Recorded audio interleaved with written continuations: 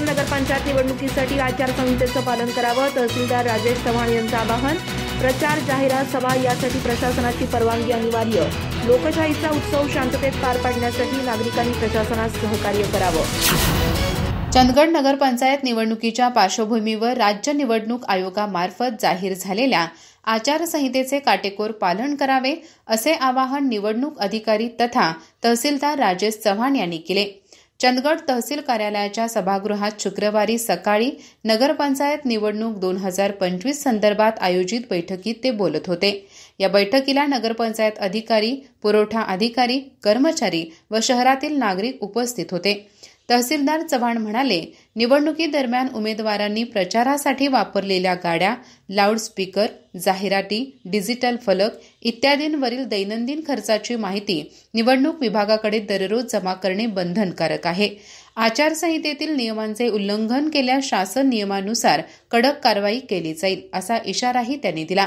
नामनिर्देशन दाखल करण्याची मुदत 10 ते 17 नोव्हेंबर कार्यालयीन वेळेत अशी असून 18 नोव्हेंबर रोजी छाननी होईल. माघार घेण्याची अंतिम तारीख 21 नोव्हेंबर दुपारी 3 वाजेपर्यंत. चिन्ह वाटप 26 नोव्हेंबरला होणार असून प्रचार 30 नोव्हेंबर रात्रीपासून बंद होईल.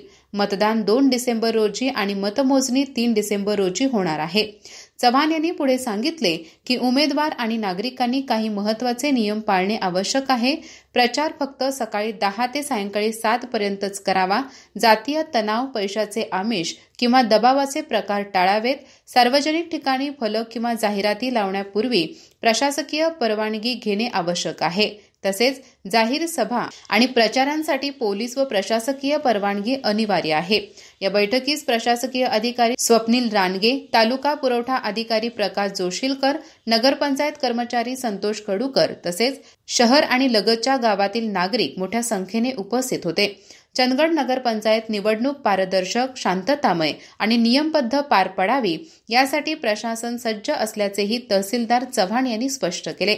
ते म्हणाले, लोकशाहीचा उत्सव शांततेत आणि प्रामाणिकपणे पार पाडण्यासाठी प्रत्येकाने प्रशासनात सहकार्य करावे. अधिक माहिती आणि ताज्या घडामोडींसाठी आजच आमचे चॅनल सबस्क्राईब करा.